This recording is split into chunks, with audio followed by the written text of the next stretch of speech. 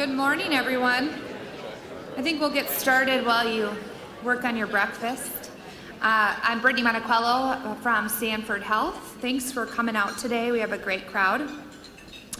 I'd like to take a second and recognize our co-presenting sponsor of Eggs and Issues, Xcel Energy. Thank you. I'd also like to recognize quickly our list of additional sponsors who make this event possible month over month. Bank of the West, Beverage Wholesalers, Bremer Bank, Cornerstone Bank, Dabbert Custom Homes, Home Builders Association of Fargo-Moorhead, Houston Engineering, KLJ, Livewire, Midwest Radio of Fargo-Moorhead, Minnesota State Community and Technical College, Moore Engineering, Roars, Sparklight, Wanzet Construction, and Wells Fargo Bank. So thank you to all those companies and organizations for your support. Continue to grow this event.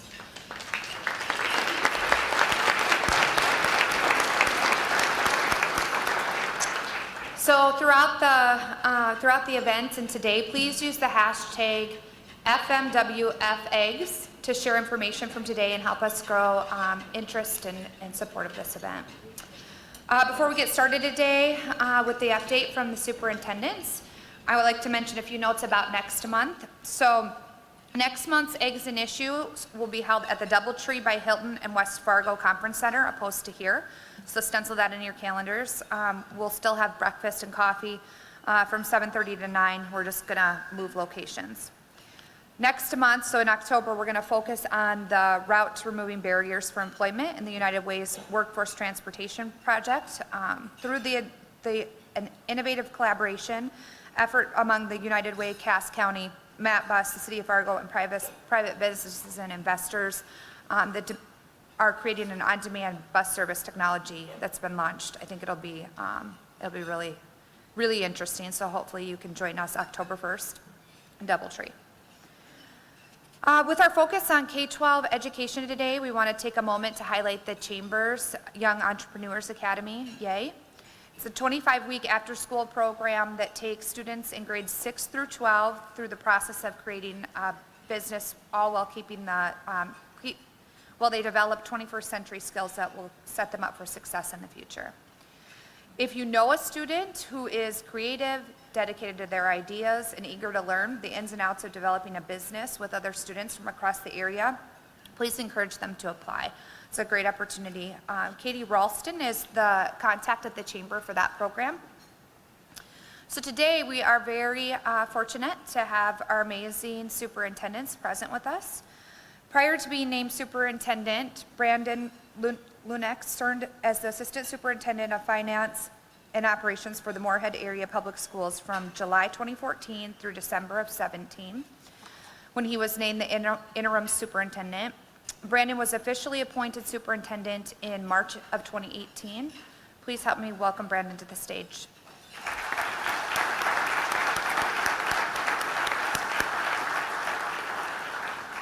Did I say your name wrong, Brandon? No problem. It happens to me too. Much like Brandon, Beth Sleddy was named West Fargo Superintendent in March of 2018. Prior to her appointment, she had worked in the West Fargo School District for 25 years, has a deep understanding of where the district has been and where it's going. Please help me welcome West Fargo Superintendent Beth to the stage.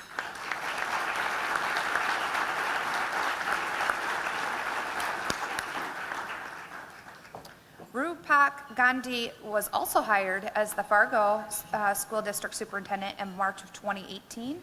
Prior to moving to Fargo, he served as the Assistant Superintendent for Harrison School District 2 in Colorado Springs. Please help me welcome Dr. Rupak to the stage.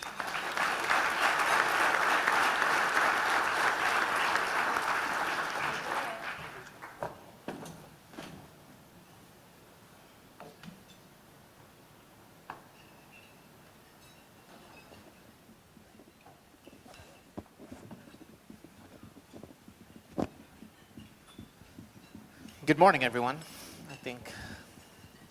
I think I have the unique privilege to get us started this morning, and just wanted to start with, just first off, I don't want to speak on behalf of Beth and Brendan, but I think they would agree that we are really fortunate to be able to speak here today, but we just get to really exemplify the good work of a lot of people in our school district. So I want to first start by recognizing the first two tables to my right over here, our staff and our board members for Fargo Public Schools. So if you guys can just give a quick wave, that would be great. And if we can give them a round of applause. And I would add to that, we have many West Fargo folks here today from the district office, principals, and also board members, if they would give a quick wave.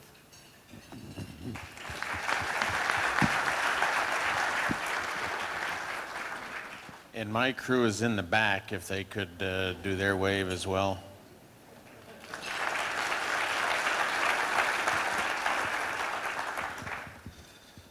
In the past years, all of the superintendents have had the opportunity to kind of present here at Eggs and Issues, come on stage, give a quick 10 to 15 minute summary, and then talk about different issues. And one of the things that when Beth and Brandon and I had the opportunity to collaborate and talk about this upcoming event, we realized that a lot of the issues that we're facing in our district, opportunities and both challenges, are very similar for all of us. So we decided to work with the chamber, and we're grateful for the organizers of this event, and said, can we do some things a little bit differently? And can we give an update on each of our districts respectively? And then we can address a lot of the same opportunities and challenges that you'll see across the river and across all three school districts. So that's really going to be the format of today.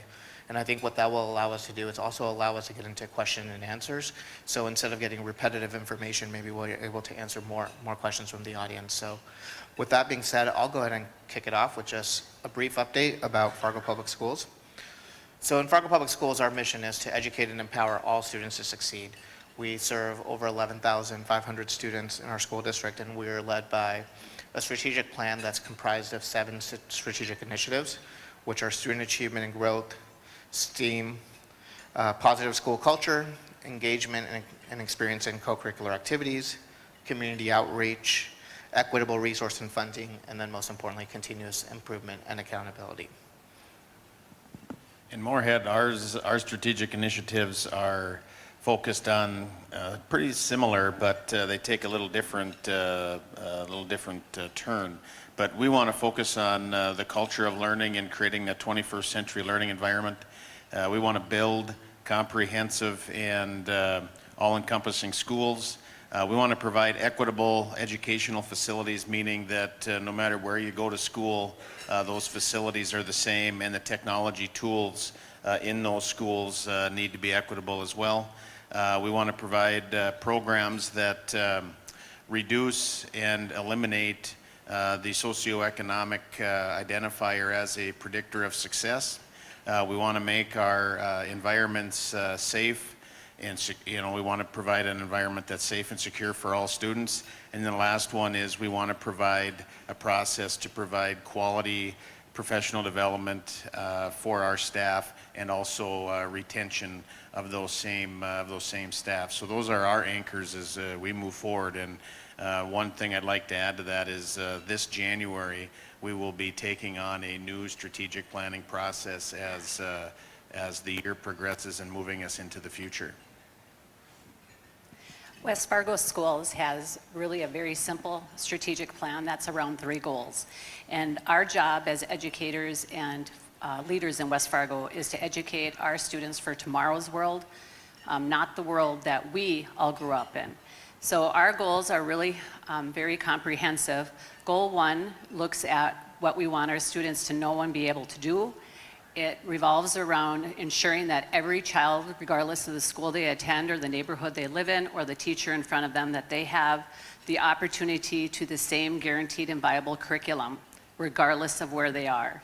And that is a really big push for us as we look at ensuring that all children have the skills that they need to be successful in the future. We're very much about being innovative when it comes to creating environments that are engaging and providing opportunities for students to have a voice and choice in their learning, as well as having relevant activities for them so that they're truly engaged in the process of learning. West Fargo Schools is part of a pilot this past year through the state of North Dakota, the Department of Instruction. And through that, we are provided with 5 years of professional development to build our curriculum that is personalized for students. And that has been a really big, exciting part of the work that we're doing every day. Our second goal revolves around ensuring that our students are choice ready. And we've created a profile of a graduate that looks at the soft skills so that when our students graduate with those proficiencies, they have the soft skills to come and work for all of you. And that work is also really embraced with the personalized competency-based learning projects that we're doing to really personalize the instruction. And then the third goal is around relationships and ensuring that we have safe and nurturing environments. I know that a lot of people think you can learn anytime, anywhere on a computer. And although that is true, schools are definitely needed to really build those social emotional skills and to have those relationships, because so much of what learning is today revolves around relationships that we build with our students. And so those are basically our three goals that all initiatives revolve around in West Fargo. So in Fargo Public Schools, we have 23 K-12 facilities. We have 16 elementary schools, 14. Two of our elementary schools are paired schools, meaning there's one campus that serves K3 or K2, and then another campus that serves 3-5. We have 3 middle schools, 3 comprehensive high schools, and then 1 alternative high school. Another big part of our program in Fargo Public Schools is also our adult education program. We graduate over 1,100 students through our adult education program, offering services from basic ESL programs, U.S. citizenship programs, GED testing, driver's ed, that serves a lot of our new American communities as well. And in Moorhead, we have a total of 8 facilities. We have one that houses our preschool and ECFE program. We call that our Jumpstart program. We have 4 elementary schools. Our newest, Dorothy Dodds, that was just brought online a couple years ago. We have 1 middle school that serves our 5-8 students. And then we have 1 high school that serves 9-12 and 1 alternative high school. And I have a challenge of keeping track of how many schools we have in West Fargo. I believe right now there are 14 elementary schools. It varies from year to year because we have been adding a new school every year for the past several years. This past year we started our first ever public preschool, which has been very exciting. So that is a great opportunity to bring early intervention and prepare our students for success at school and kindergarten. We also have 2 middle schools, 2 high schools. We are in the process of planning a new middle school, Heritage Middle School, that will be located south of town in the Horace city. We're building a new high school. We're in the planning stages, and that will be opening 2021, so 2020 for the middle school, 2021 for the high school. We have Community High, which is an alternative program for students who learn better in a smaller environment and need a different experience. In addition to that, we have 2 facilities, one, the Halbert Aquatic Center, and we have the Sports Arena, which is a sports center that really focuses on hockey, but has opportunities for other activities as well. And then we have various other 5 other operational facilities in West Fargo.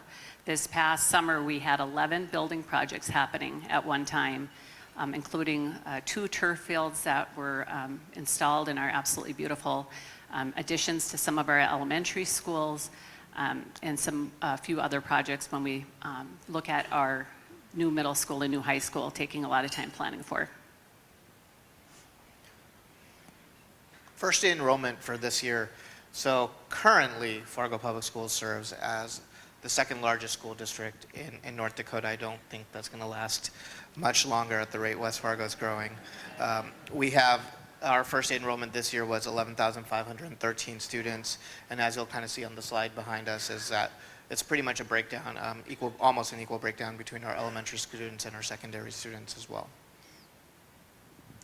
In Moorhead, our opening day enrollment, which just happened a week from today, we tipped the 7,000 student mark. That was the highest it's been since 1972.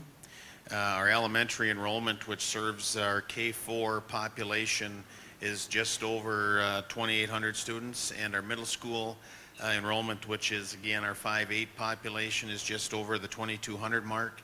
and our high school enrollment is just under 2,000 at 1984, and you can see that those larger numbers are coming through as we speak, so we're going to have to figure out a way to handle the capacity and adequacy at the high school. So.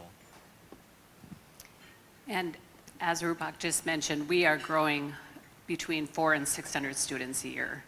And as students are coming in and moving through the system, you can see the numbers getting larger.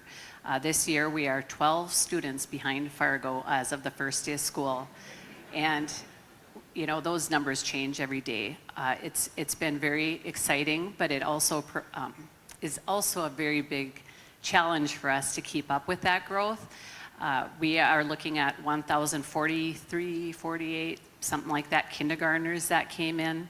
And we're seeing now that specifically at the middle school, that's where we're really growing. We're keeping up at the elementary, but this particular year, we have a portion of our sixth graders that are actually being served in Deer Creek Elementary, which is our newest school, for sixth grade. And then they will be moving into Heritage Middle School as the first students to be served in that building.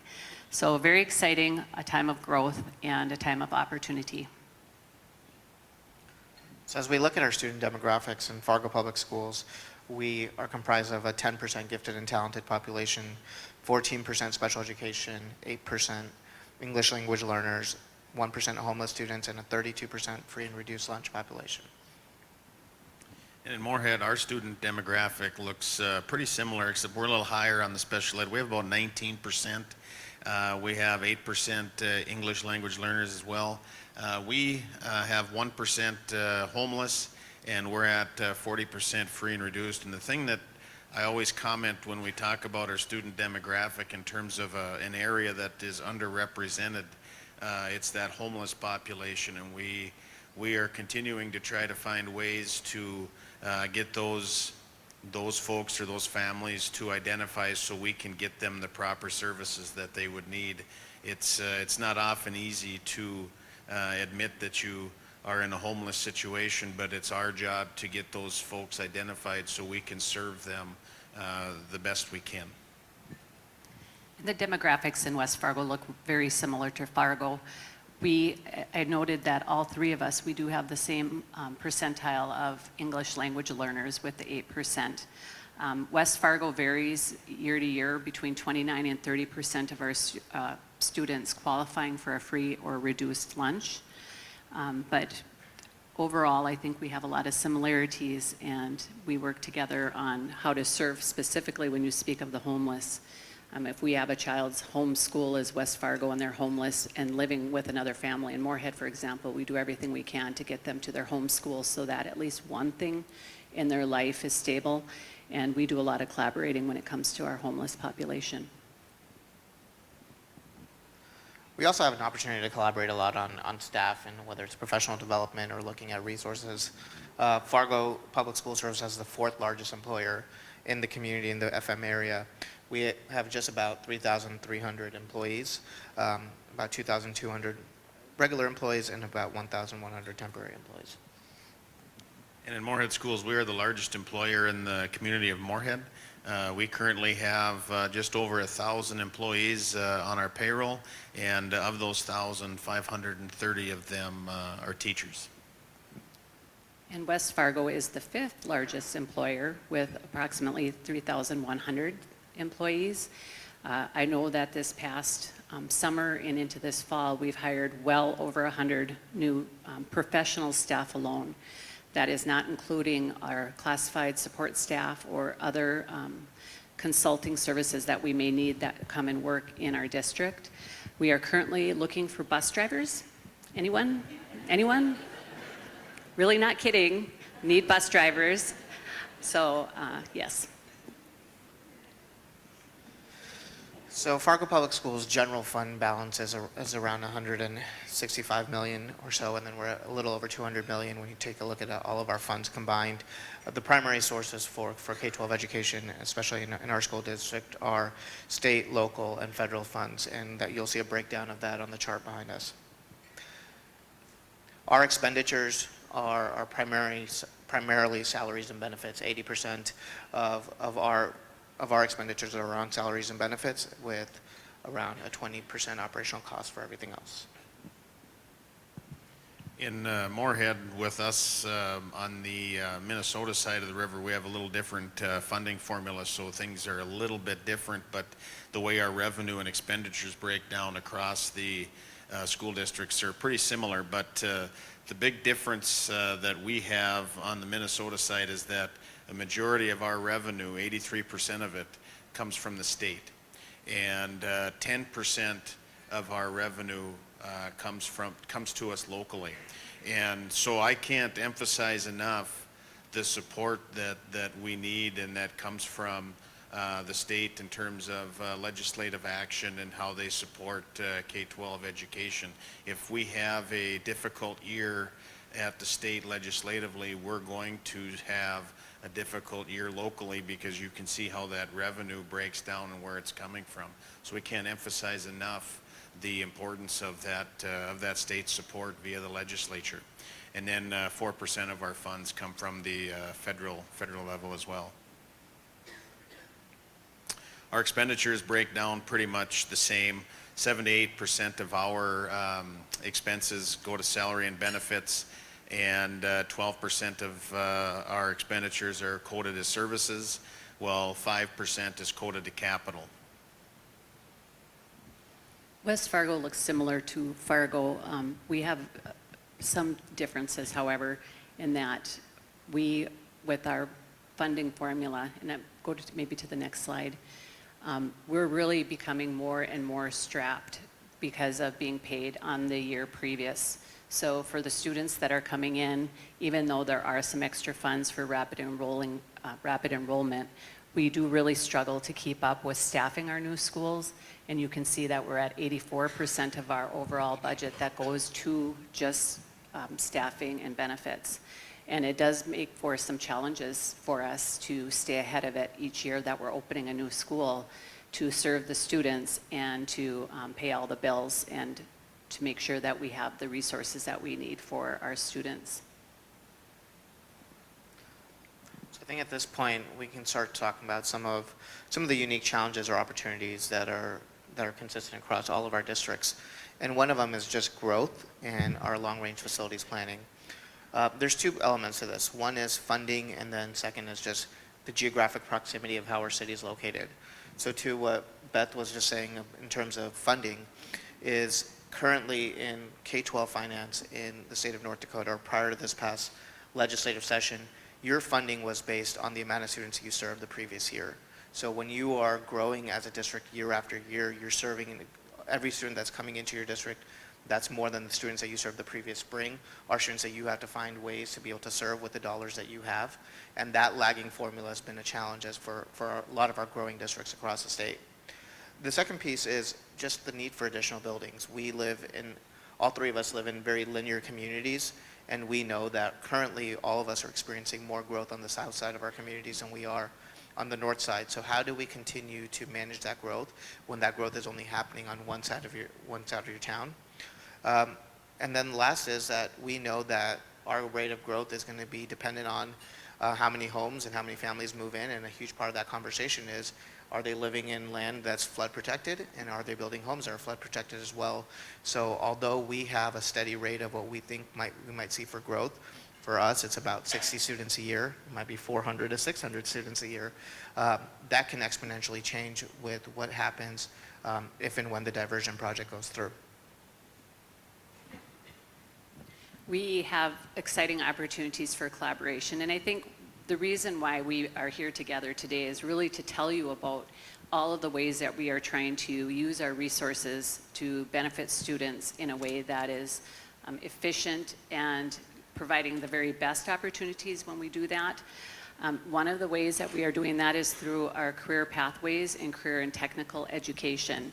And this slide highlights different opportunities at each of our schools. And what's unique about it is through the Cass County Career and Technical Education Center, which was started in 2013, we are really able to leverage programs that are very expensive by allowing students from Northern Cass, Central Cass, Fargo, West Fargo, to take part in those opportunities.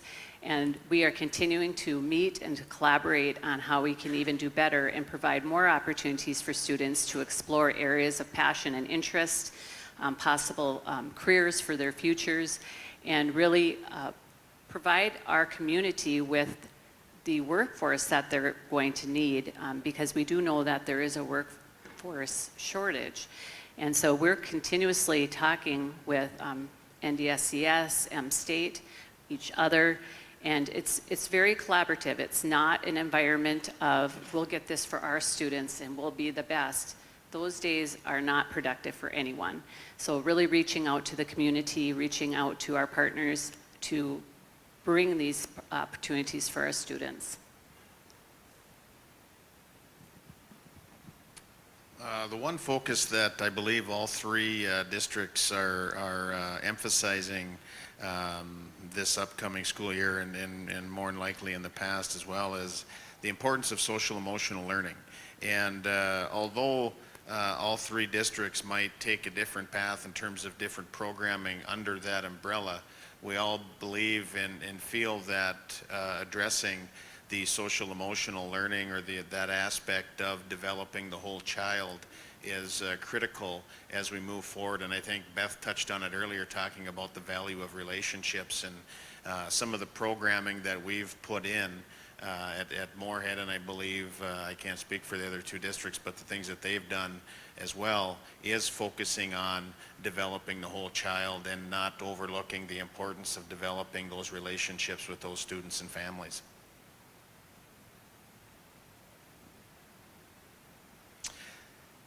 The one aspect of the one thing that I would like to share up here today is these two make working across the districts pretty easily. They're very open-minded to discussions about doing things together.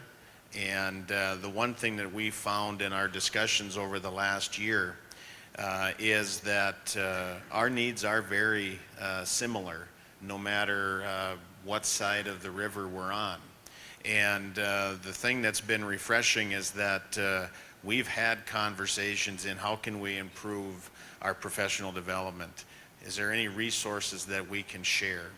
And we've also had conversations in, you know, as positions come open in all of our districts, is there an opportunity that we could even potentially share positions? That hasn't happened yet, but at least that's on the table, and we're all very open to developing and continuing to enhance those relationships across the district. I'll let, if you got anything to add. Well, one opportunity is the Metro Tech Camp. So that is a professional development opportunity that we have in the summer, and it's a collaboration with Fargo and Moorhead and West Fargo. But we also have other communities that come as far away as Alexandria and Beach, North Dakota. This past summer, we had over 900 educators come together at Moorhead. We take turns hosting the event, and it's a really great opportunity for us to learn from each other. We have a collaborative meeting where all the administration gets together and we talk about what things that we could continue to work on together. We invite each other into each other's schools to see what's happening and to plan. And so that all happens through that Metro Tech Camp for those few days in the summer, and it's been very, very exciting for that. Another area is the professional development. When we have an opportunity to bring in a speaker, it's nice that we can share those expenses, and not just speaking, but training. Southeast Education Cooperative also provides us with some opportunities for professional development. We are currently developing training modules for some of our special education teachers who have a plan on study to become special education qualified teachers who maybe are currently a general education teacher, because we know we have shortages and we need to have those folks. So we are really very passionate about using, practicing what we preach as far as collaboration and working more efficiently. And those are just some of the opportunities that we've attempted at this point. One of the things that I'll add on to is I think one of the prime examples of strong collaboration between not only all three of our districts, but local education agencies, including higher ed agencies in Cass Clay County, that you'll see is our, what we call our CCUSR, Cascade County Unified Systems of Response. And that is making sure that we have common language across the board for any emergency situations or any safety protocols that we put in place. So we know that threats that are both internal and external to our schools are not unique to Fargo Public Schools or to West Fargo Public Schools or to the Moorhead Area Public Schools as well. So we collaborate on making sure that we all follow a systemic document and protocols in place. So whenever we have any law enforcement, any first responders to any site, any crisis in any of our buildings, we're using the same language, and there isn't a new environment that anyone has to learn into to be able to adapt to that situation easily. The most important area for collaboration, for at least for me last year, was probably making the call on snow days. Being a Texas native, I think if it wasn't for Beth and Brandon, Fargo Public Schools would still be in school for the last school year. So being able to, what we started once, started as a phone call between NDSU and Fargo Public Schools, and maybe 2 or 3 other local agencies, has now expanded to about a 30-person, 35-person phone call. And it's not necessarily making sure that we're all making the same decisions because we serve different populations. Our bus routes, for example, Fargo does not have rural bus routes as much as West Fargo or Moorhead does. So we might end up making our own decision, but we're making sure that to the level that we can, we're trying to communicate at the same time and try to get the same pieces of information that we can to make those decisions. So snow days is a huge area where I would say that we collaborate often. And with that being said, I think we're open to questions.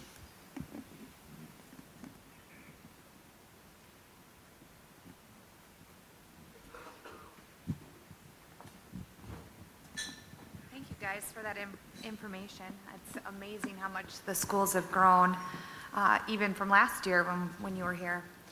So there are some folks cruising around with microphones. Please raise your hand if you have questions for any of the superintendents. Looks like we got one here in the back. Oh, it's faking us out. So while people are thinking about their questions, Beth, you made reference to the soft skills. So talk to us just a little bit more about what are you doing specifically to ensure that the kids have soft skills as they move out of their... Well, we have developed something called a profile of a graduate, and it's 8 different characteristics or dispositions that we aspire our students to have upon graduation. If I try to rattle them off, I know I'll miss some, but it's collaboration, critical thinking, creativity, resilience, really those skills that students need to have to be successful beyond school. And an example of how we're utilizing these skills is we're trying to build them into our guaranteed and viable curriculum and trying to measure even what that looks like. So for example, if a student is in a chemistry course, for example, and they're really struggling, not everybody loves chemistry. I would be one of those students.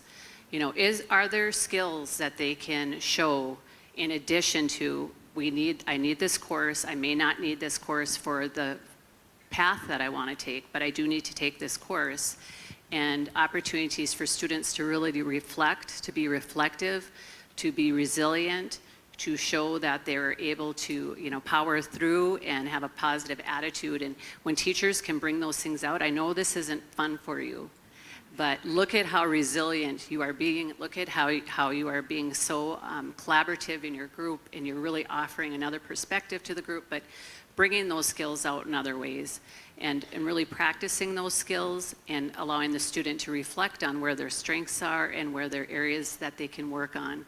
And I find it interesting because even when I bring those to our department staff, I had a staff meeting with the other people that work in our building, the Leck Education Center.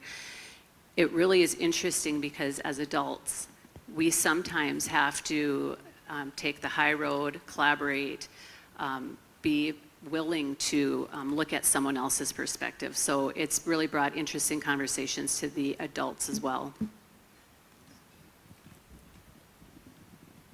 My name is Paul Mathis with Cass County Electric. This question is maybe directed towards Beth. Just wondering how the electric school bus is working for you guys. You have the first all-electric school bus. Maybe you can tell us a little about that and your experience with that. Well, from my perspective, the electric school bus is amazing. We are very fortunate that we are able to partner with you and others to bring that bus to be the first electric school bus in the state. And I don't have any firsthand information per se, but it is a quiet, lovely bus. And we're very fortunate to have that opportunity. Thank you for bringing that up. There's a question here. Tim Flacco. 18 years ago tomorrow, we'll recognize 9/11. Aside from what parents are doing at home, what are the schools doing in order to ensure that students of today are informed, are aware of that major day in our history? I mean, it's kind of I'm stalling for you a little bit here as I watch eyes, our Pearl Harbor in many respects. So what are the schools doing to ensure that? Because that's been talked about a lot, where a lot of people are saying our kids really don't know about it. And is there anything being done with events or other things at the school level? I'll start. I'm not aware of anything that we're doing per se. I would like to think that at some point in our classes that we're mentioning or touching on a little bit of that history, but anything that is happening is going to be on an informal basis as far as I understand. I would concur. I don't know of specifically any district-wide events, but I do know that obviously days as important as those are part of our history, and they're part of those lessons. So those are conversations I would assume are happening in the classroom, and they need to happen and continue to happen as well. I would concur. It is not written into our guaranteed and viable curriculum, but I do know that there are teachers that are bringing this information, and it's a conversation we can continue. I can tell you I was a 6th grade teacher at Harwood that day, and I had a doctor appointment, and I will never forget it. Question in the back. I'm Gloria Connor, and my question is regarding safety of our students. We're all top of mind is safety at this point with everything that's happening in this country. So could you share with us what you're doing from a safety standpoint? Sure. Just for a clarifying, actually I can address both. So I think when it comes to safety in schools, there's always two lines of thought. One is the building and emergency response level, which is normally around what are outside threats, what happens when there's a threat to a school. That's an area that over the last 10 to 15 years, I would think, has been a significant investment for school districts.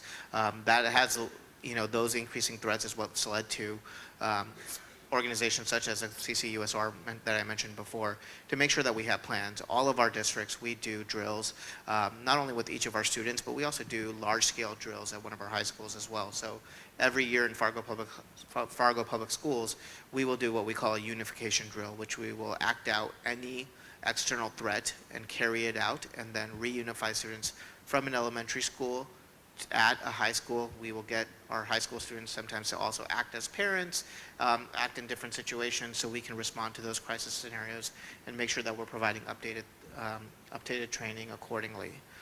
That kind of covers the building systems and emergency response. The larger conversation over the last couple of years, which has been an increasing rise, has been around social emotional learning and mental health in schools. What do you do when you see students that are exhibiting violent behavior or aggressive behavior towards fellow students or fellow staffs? And I would tell you that that's a problem that's prevalent across K-12 districts across the nation. It's not a problem that's been solved, but I think it needs to be addressed from two aspects. One is what are we doing for the child themselves? And then secondly, what is the environment that's causing that child to behave in a certain way? So we have to make sure that we know that there are no two learners that are the same. And the traditional concept that school needs to be that everyone goes into one classroom and sits behind a desk and gets information that's given to them through a lecture, that may not be what works best for everyone. We know that children are different. We know that children learn in a different way. So how can you provide different environments for different children? And that's going to be a big challenge as well. And then secondly, it's making sure that you provide students with that coping mechanism. When you have students, and one of the reasons that we might see more adverse behaviors in our classroom now, especially at a younger age, is because we know that our children are coming into schools now that have experienced more traumatic experiences than students ever did in the past. We have students as young as 5 years old, 4 years old that have, if you take a look at what we call an ACE, an Adverse Childhood Experience Screener, they've experienced trauma to the level that even adults find hard to cope with. So how do we provide students a nurturing environment? Instead of villainizing them for their behavior, how do we provide an environment where we can support them and teach them how to cope and go through those experiences? And that's going to be an ongoing challenge for us as a district. And I would add to Rupak's comments, we all have school resource officers, and specifically in West Fargo, I would give a shout out to Chief Yankee and the collaboration that he has provided with his staff with West Fargo schools, as well as the city of West Fargo with our mayor, Bernie Dardis. We are really working collaboratively to make sure that our students are safe, to have that open line of communications. And what that looks like now in the schools is very, very fun. Go to a volleyball game between the Mustangs and the Packers, and you see the school resource officers leading the cheers. I mean, they're everywhere building those relationships, but they're also providing students with a person they can come to if they've heard something, making sure that what we see that could be a concern or a threat is being reported, and many opportunities in all of our schools for that to happen. And I'll just tag team one thing that we're focusing on too is not just the things that Beth and Rupak talked about, but we're talking about getting the tools in the toolbox for our staff members to learn how to deal with students and families like this. For instance, we talked earlier in the presentation about trauma-informed training, and we believe that we've got to get that type of training in the hands of all staff, not just the ones that stand in front of the students every day, but we need to get them in. We need to get our bus drivers in to that training, and we need to get our lunch, our food service folks into that training. Because if we look at it from the perspective that if a student has a bad day and that bad day starts at 7 in the morning, the first person that they see a majority of the time in our case is going to be our bus driver. And if the day starts off bad and the bus driver doesn't understand what the trauma-informed training is all about, that's another strike against the student. And then they get to the school building, and generally if we have a negative experience in the lunch line, those are 3 negative experiences before we even get them into the classroom. So we believe that we've got to get this type of training in the hands of all staff so we can learn and understand.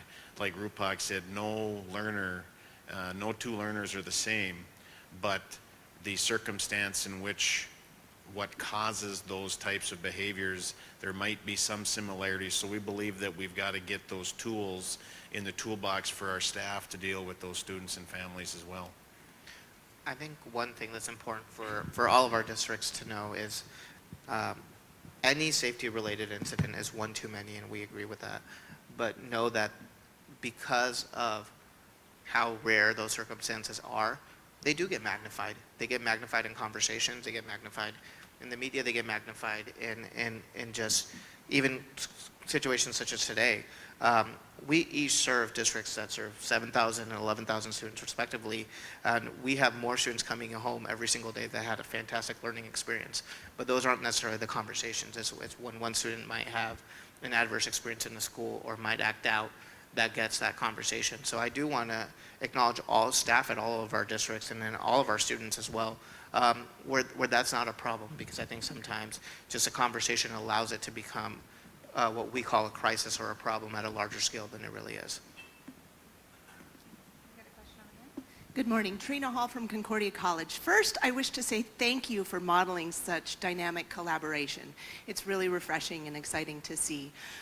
Two-part question, first being, where do you see those points of collaboration between that K-12 system and the higher education institutions in Fargo-Moorhead? And then second, you know our future students best.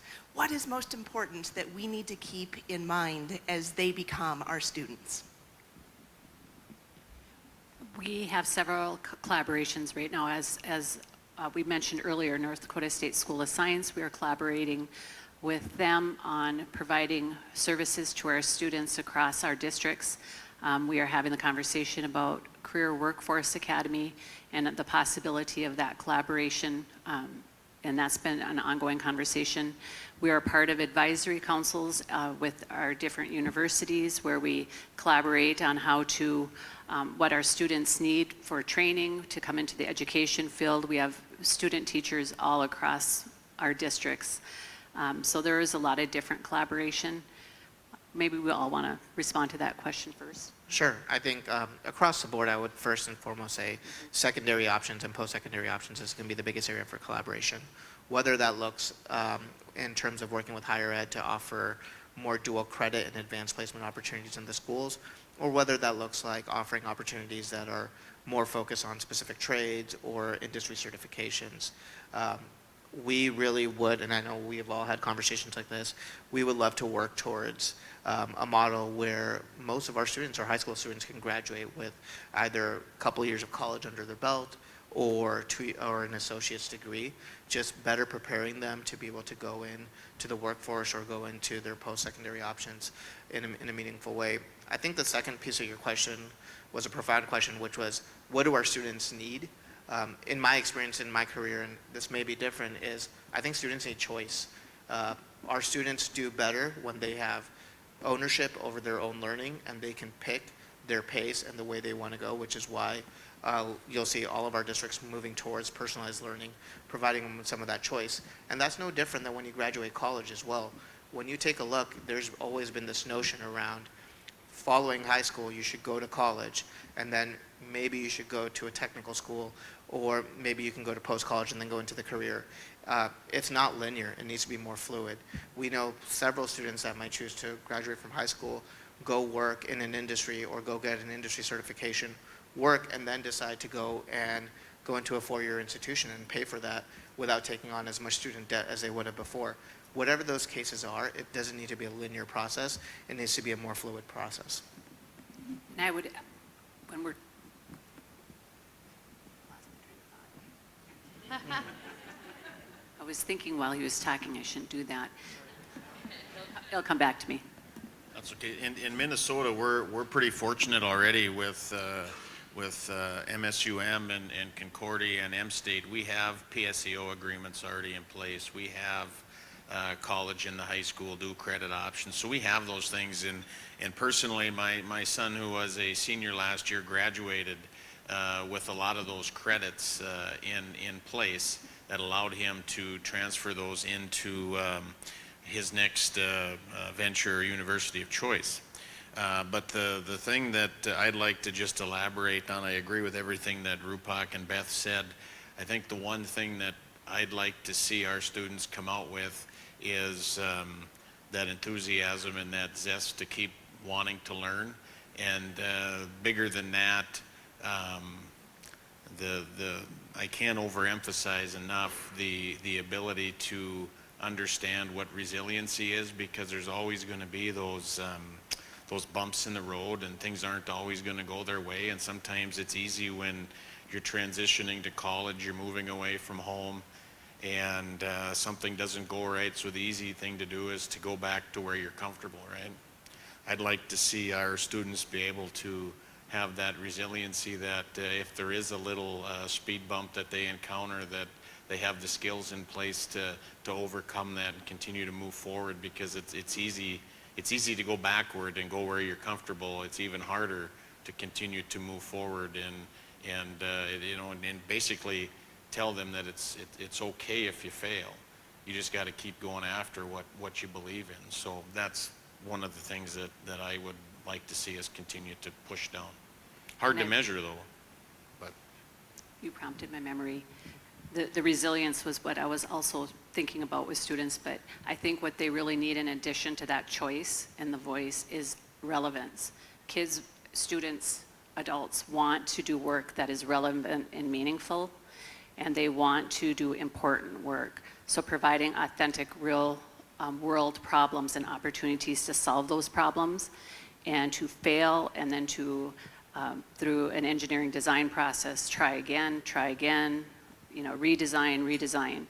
But I'm going to speak maybe just for me in saying that Our purpose is not to push kids through school as quickly as they can so that they come away with an associate's degree and half of their college done. That, to me, is not what we want to necessarily do. For some students, that might be a great path because they aspire to do something that will give them an advantage. But each student is unique in their needs and what they're developmentally ready for. And I believe that some students aren't, their brains aren't fully developed to make big world life decisions about what they're going to do. And that's why the school's job is to make sure that there are a lot of opportunities to explore different pathways for themselves to find out what they're good at and what they enjoy and what their passion is. Question here? Jill Abbott, Concordia College. You've done a really good job of sharing with us how you're preparing students for their next steps and to be choice ready. Could you give us a little advice as colleges and universities and employers? What do we need to be thinking about to be better prepared to welcome the students for that next step based on what you're seeing in your districts? Great question.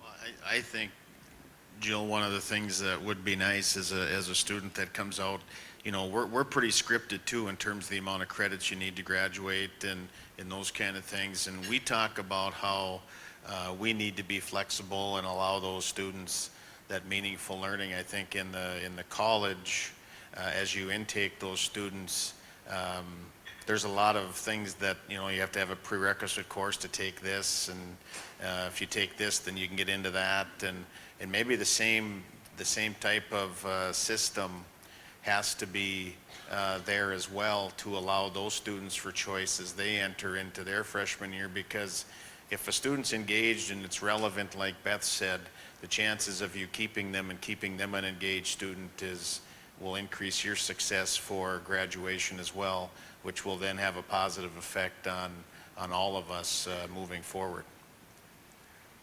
I would capitalize on that, and I would say that I think most institutions of higher ed know of Vincent Tinto's theory of integration, which means that the more likely that students, when they enter their freshman year and they feel integrated with their campus and they feel assimilated to the culture, the less likely they are to drop out and more likely they are to make it through all 4 years. That's important for us at the K-12 level as well. One of the things that we try to track in our secondary schools is how many of our students are engaged. And that means engaged in any of our activities, whether it's football or whether it's a gaming club, because we know that not only allows with focusing on those soft skills that were referenced earlier, but it allows the student to build a sense of community. And the earlier we can do that, I think the more welcome they're going to feel and supported. Question back here? Judy Lee from West Fargo. In the first place, I think we should recognize how fortunate our students and families are in this metro area to have these districts. Unless you graduated in the last 5 years, schools today aren't even recognizable compared to the ones that we may have attended early on, and I encourage people to visit their schools to see that. But one thing that I wanted to mention, and I'm sorry this isn't a question, but I just think this is something that may be of interest. The state of North Dakota, in the last legislative session, among other good things that happened, is going to be collaborating between the Department of Public Instruction and the Division of Behavioral Health to establish in every school building and every school district a behavioral health resource coordinator to assist teachers, staff, including bus drivers and lunch people, so that if they have a contact with a student who is having some kind of challenge, that person, who is not going to be a behavioral health professional, but is somebody who has a direct line to one, that we're going to have those resources available to everybody, whether you're living in a tiny little district somewhere or in a community like Fargo-Moorhead, West Fargo. So it's going to take a year or more to get this all rolled out, but I think it was an innovative and exciting thing to do, and we have had a good response from the districts with whom we've discussed it. So there are some things that are going on that are kind of cool in that regard as well. So thank you to all of you for the innovative leadership that you provide. And thank you to Senator Judy Lee, who has been a strong advocate for education and services for mental health for our communities and our schools. Very much appreciated. Yeah, I'd agree. I want to say thank you to Senator Judy Lee. Thank you to some of the other senators and legislators I've seen in this room today as well. This legislative session, I think, was very successful in a lot of ways for K-12 public education, especially around that mental and emotional health. And we are doing a lot to put down and break down barriers between our Department of Human Services and our Department of Public Instruction. It's a new learning curve for both schools. We don't want to be the experts in mental health. We're not the experts in mental health. And at the same point, we know that our Department of Human Services are learning how schools work and how districts work. And we're excited about that opportunity to see how we can support one another moving forward. Question here? Good morning.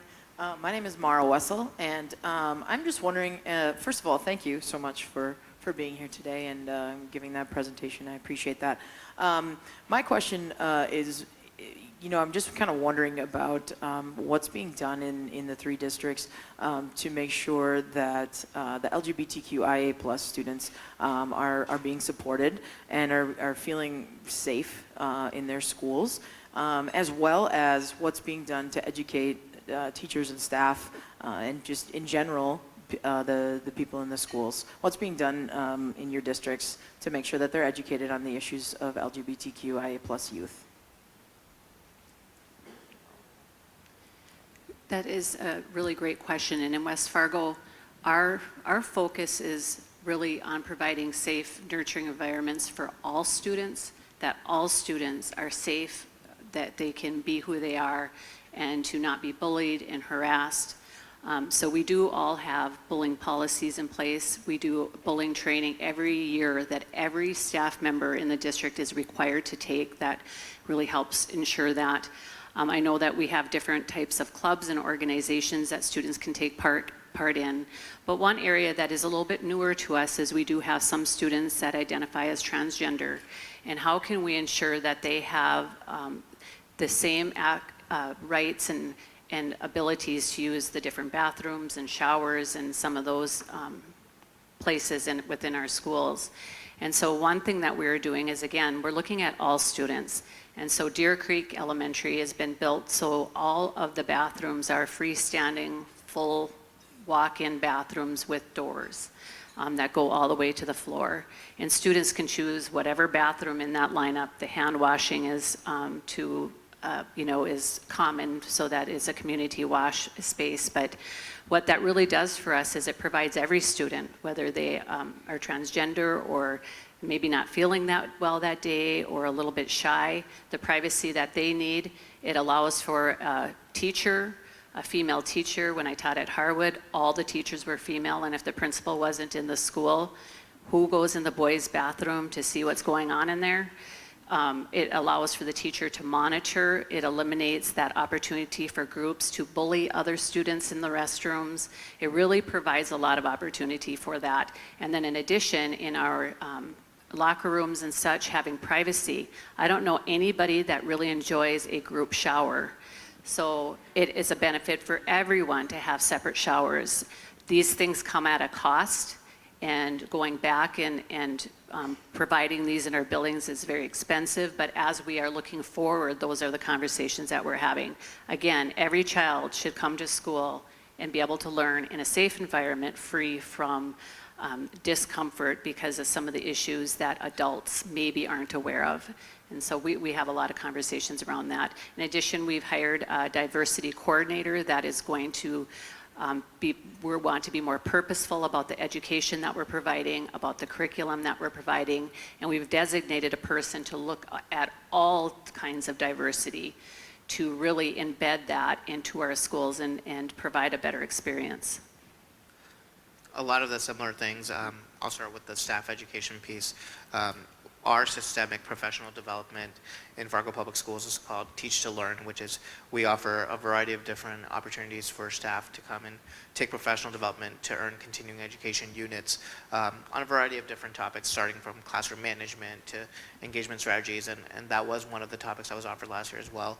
It's raising our awareness and how to make sure that we create a more inclusive environment specifically for our LGBTQ community. So continuing those professional development opportunities for staff and having that conversation is important as well. I think a big piece of this is also making sure that we allow student choice and student voice to be part of that conversation in terms of what does a nurturing and inclusive environment look like to each individual student, and making sure that we're able to meet that need. So we have also had the conversation about, last year we started talking about switching what we currently offer as group showers into individual showers, and redoing some of our locker rooms. And one of the conversations we had at our planning committee at that time was, well, although there's an expense, this is a great direction to go, but let's just see what the students want, and let's see if the students are even using the showers, because we have a lot of middle school athletes that aren't. So we're actually going to be doing a survey for all of our students this October that are participating in our activities to say, what does your locker room setting look like for you? Do you even want showers? Do you want single stall showers? If so, what do they look like? Making sure that we allow student voice in that process as well. So those are a couple of things that we're doing. And in Moorhead, I think we're all along the same tangent and the same scope. We believe focusing on making the environment safe for all kids is a good place to start. And then as we identify where our needs are, we'll design professional development, we'll design programming around that to figure out where we are not providing an environment that is safe and inclusive for all students. But I'll just piggyback on what these two have said earlier. We are looking at everything that they've mentioned above. We've talked about this numerous times, that across the metro, and I would argue probably across all districts, our challenges aren't often that unique from each other. So a lot of our answers feel like they're the same. That's because it's absolutely true. We do have the same needs and the same challenges that we all have to solve. So I'll piggyback on my colleagues here in saying that we are looking at it and approaching it in the same manner that they are. I would say one more note is that when we're thinking about our schools, a parent shouldn't have to come for their elementary student and advocate for something different for their child to make them feel comfortable. It should just be there. It should just be there. Our schools should be prepared, built, and created with an environment that the safety and the pieces about belonging and being in a space that they are comfortable with are just there. But it's going to take us some time to get to that point. Question over here. John Fisher, Executive Director of Friends of the Children, and I love that answer that parents shouldn't have to come advocate, but we're doing things for them. So you have a room full of nonprofit leaders, for-profit leaders, educators, and an event that I go to every week is Million Cups, and towards the end of it, they ask the question, what can we do to make you successful? Like, how can we help you? So each district, what are 2 things that this group of community leaders could do, besides bus drivers, so there's your one, to help make you guys successful? I'll start, and maybe, I'm sure Mr. Fisher will appreciate this answer, but I would start with saying building a connection. I think every child needs a meaningful relationship in their life, whether it's with an adult in their community, whether it's an adult in their school, or whether it's with another student that's their age. I think they have to have that meaningful relationship with someone that can help them grow, even in positions from support staff to our level positions. You have coaching at all levels, right? You can have leadership coaches, you can have executive coaches, but who are the coaches for our students and who are their advocates? And we know that their teachers are doing that, and our teachers do a phenomenal job, but there's always more opportunity to make sure that we're not losing any students. I would say first and foremost is building a connection, and then second is recognizing the scope and valuing education. I think we are really fortunate to serve in a community where we have 3 fantastic school systems that are breaking the mold if you compare us to K-12 districts and you look at our level of performance. But that's because of our staff, and our teachers are the most incredible people. So continue advocating for teachers, continue advocating for support staff or bus drivers or nutrition workers, everyone that makes the system work. And just know that by valuing education, you are valuing the future, and you're placing a bet on you're investing in the future of our community. And I think that's the most important thing I can say. I would agree with what Rupak said. I think gaining an understanding of what goes on in our organization every day will help generate that understanding and help cultivate that relationship that I think we so desperately need both ways. And the other thing that Rupak said that resonated with me that I think is critically important is that there has to be a value placed on education, and that we can't do it alone, that it takes everybody in the room to make the whole child successful. And so when we look at that, my belief is that we're all in this room together. We're trying to build strong communities together. It doesn't start and end with us. We're a piece to that puzzle. The rest of us are also a part of that equation. And so I think being able to establish that connection and continuing to value not just what we do, but what all of us do in terms of the role we play to make our students, families, and communities successful is critical.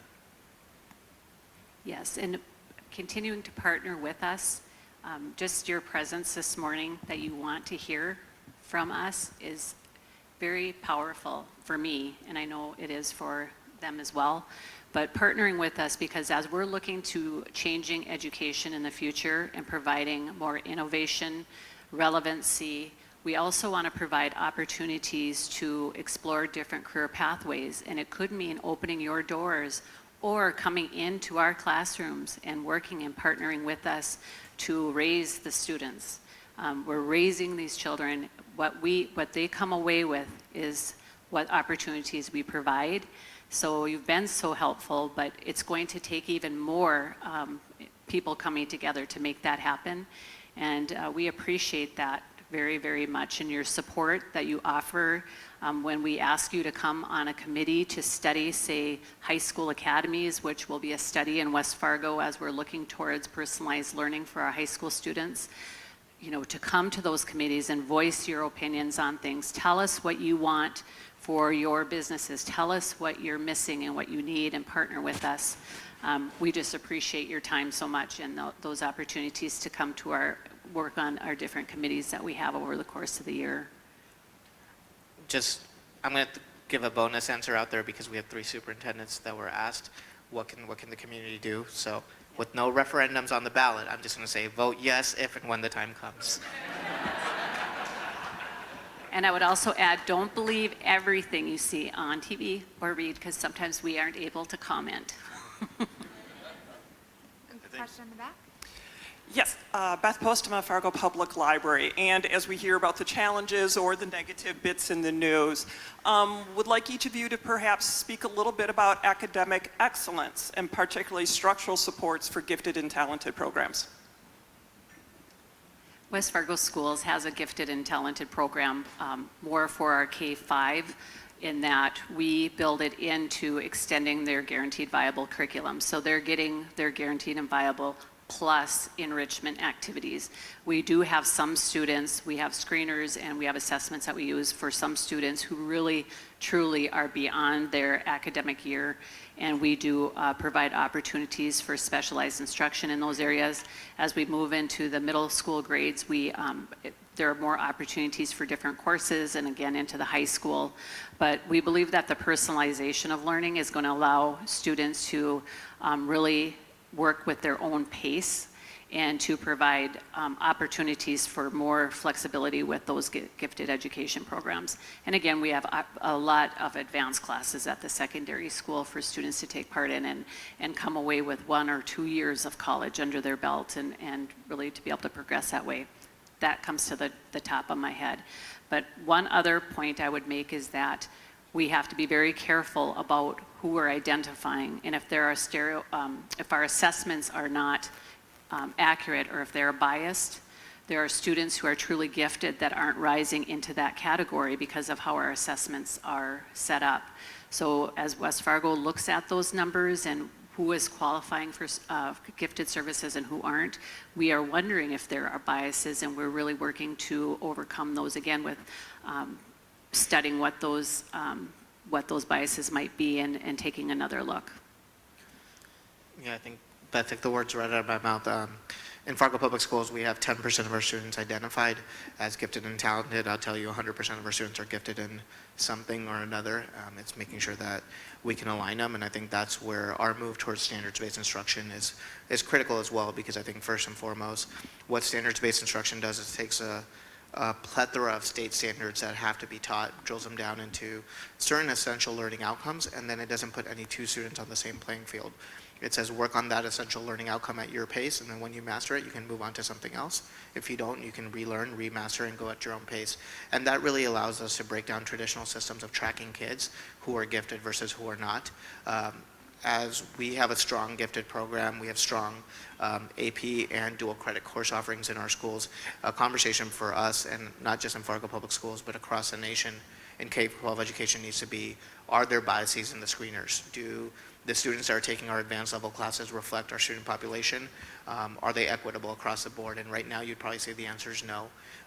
There are probably less students of color in our gifted and advanced programs than there ought to be, and then just taking a look at those structures and seeing what are biases that we can remove in our screeners, and I think we're all doing some work around that. In Moorhead, we have gifted and talented in the elementaries as well, and then we believe that as we get into the high school with our PSEO and college in the high school and those options, we believe that we can draw that out in those kids as well. But I believe what Rupak said, 100% of our kids are gifted. We just have to identify those gifts and unwrap them and make sure that we're keeping those students engaged, and we're designing a program that that makes sure or ensures that we unwrap those gifts. I think that's critical as we move forward, and I believe through the personalized learning philosophy we'll get there. It's just going to take a little bit of time to do that. So. Well, thank you guys. Thank you everyone for the questions and for your time today. I think we are about at time, so is there anything else that you want to say in closing? If I could just say one thing, I think Rupak just volunteered to be on our Yes Committee. I think so too. Did you hear that? I heard it. I heard that too. I could be as glad. I just want to say thank you. Thank you to the Chamber. Thank you to everyone that's out here. We appreciate you spending the time to be with us and learn about our K-12 education. We know that we can't create meaningful experiences for our students without partnerships and without support from our community. So I want to acknowledge the Chamber. Thank you to Craig. Thank you for putting on this event. And thank you to everyone for spending your morning with us.